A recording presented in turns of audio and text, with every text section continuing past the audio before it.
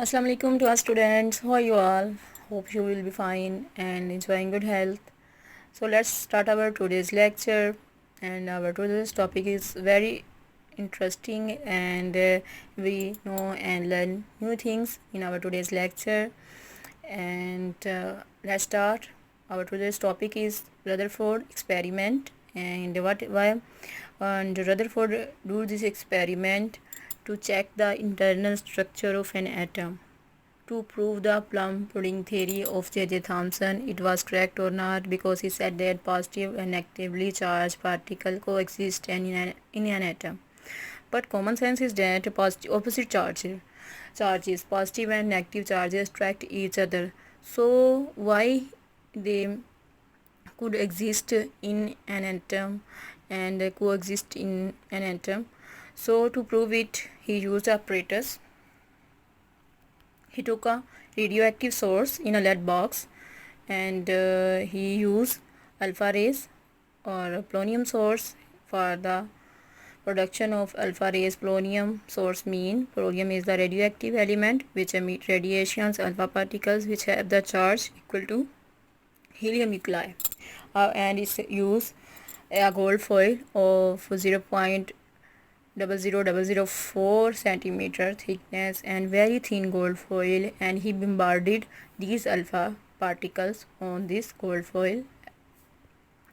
And he also used a fluorescent screen coated with zinc. Why he used this fluorescent screen? Because when these rays pass through uh, the gold foil, they will leave the impression on the zinc surface, and that's why zinc will be sensitive to these rays.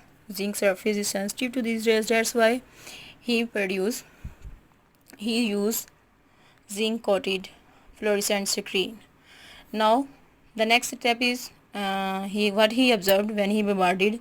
He observed most of the rays, and mainly rays, passed through the gold foil undeflected, and only few rays deflected completely bounce back, and some are deflected at large angles and some are deflected at slightly small angles.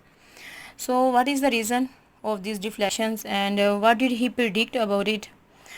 When the Rutherford do this experiment, he used polonium, radium, lead container, and stream of alpha particles bombarded through the thin gold foil, and photography film or luminescent screen, which can be used coated with zinc.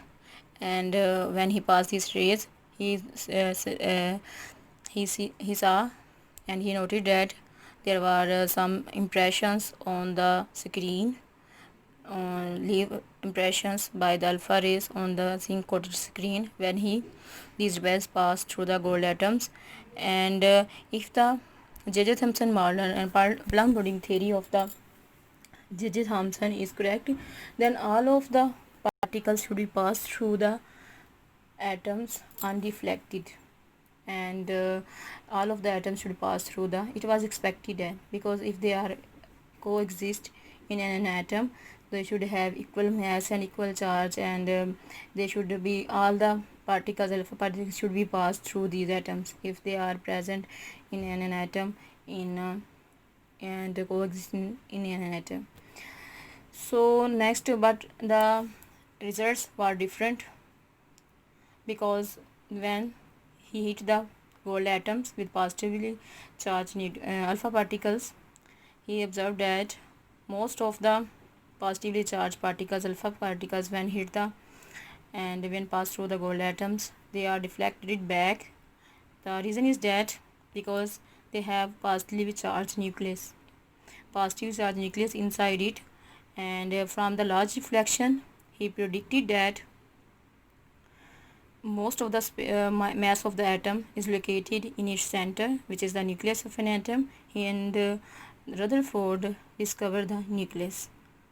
That's why he found that due to the nucleus inside the atom is a massive dense structure which is called nucleus, and have a positive charge, because positive alpha particles are positive, and these are strongly repelled by nucleus of an atom when these particles hit the nucleus. and some of the particles are deflected at small angles. The reason is that because we know that there is a force of attraction between the positive particles and the negatively charged particles of which is called the new electrons which surround the nucleus. So because the speed of alpha particles is very fast, that's why they show only slightly small deflection. So Rutherford, the person who discovered the nucleus, and by doing this experiment, and here it is, here today's topic. First of all, Rutherford experiment introduction, then observation. He observed the effects of alpha particles on a photographic plate or screen coated with a zinc sulfide as shown in the figure. He proved that the plum pudding model of the atom was not correct. So plum pudding theory was not correct because in plum pudding theory they said that J.J. Thomson said that the positive particles and the negative particles are atom is the massive structure of positive particles and negative charge are stuck inside it, but he said that no, most of the mass of the atom is located in the middle and the center of the atom, and it has a dense nucleus which has positively charged, and most of the rays were deflected. Majority of the particles pass undeflected, and this undeflection of the particles, majority of the particles prove that there should be more empty spaces, and most of the space between atom in an atom is empty, and some small deflection shows that there are also presence of some electrons, and the large deflection shows that there is the positively charged dense nucleus inside the atom. So it is our today's experiment. You can read here. You have to write the introduction, first heading, then second heading is experiment and observation, third heading observations, and result of the experiment we will discuss in our next lecture.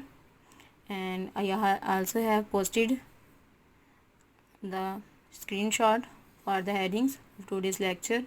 First heading is for experiment introduction, next objectives, third experiment, and the results of the experiment, and then scattering of alpha rays by the atoms of gold foil.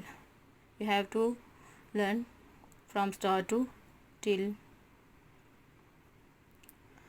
observation before the results of the experiment. You have to learn it. Till then, Allah Hafiz.